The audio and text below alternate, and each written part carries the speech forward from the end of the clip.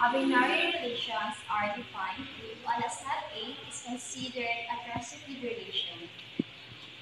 If for the elements A and B and C in a set A and B is element of relation, and B and C is element of relation, then A and C must element of relation. Good morning, everyone. Transitive relation, if A and B is element of R and B and C is element of R, then A and C is element of R. In a set A, B, and C is element of R. For example, let A 1 to 3, then check the transitivity of the following relation. For example, letter A 1, 2, 2, 3, 1, 3, and 3, 1. Let's know if this is a transitive or not. Okay, pagpunta sa first pair. 2, 2. The output is 1, 3. So 1, 3, makita natin yung mga sa relation. Makita natin yung mga. Makita sa second pair. 3, 3. The output is 2, 1. So hindi natin makita ang 2, 1 sa relation. It means, ang mayang relation not transitive. Because maraming mo kang 2, 1. Let's go for example B. Rhea, please explain if this is transitive or not transitive.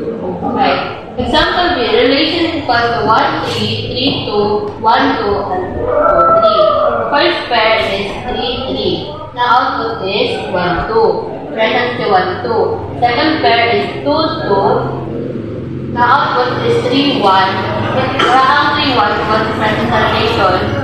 So, ang third pair is 2, 2. The output is 3, 3. Mau naman wala present relation. Matawag natin niya nga not transitive.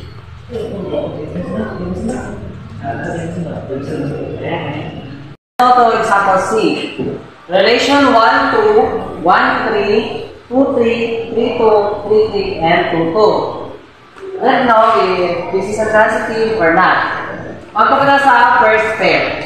1, 1. Na output, 2, 3. Present C, 2, 3. Magpapala sa second pair. 2, 2. Na output, 1, 3. Present C, 1, 3. Magpapala sa third pair. 3, 3. Na output, 1, 2. Present C, 1, 2. Magkakita sa my fourth pair. 2, 2. Na answer or na output is 3, 3. Present C, 3, 3. Magkakita sa fifth pair. 3, 3. Na output, 2, 2. Present C, 2, 2. Magkakita sa last pair ng 2, 2. Na output ang 3, 2. So it means, ang mayang relation is transitive relation.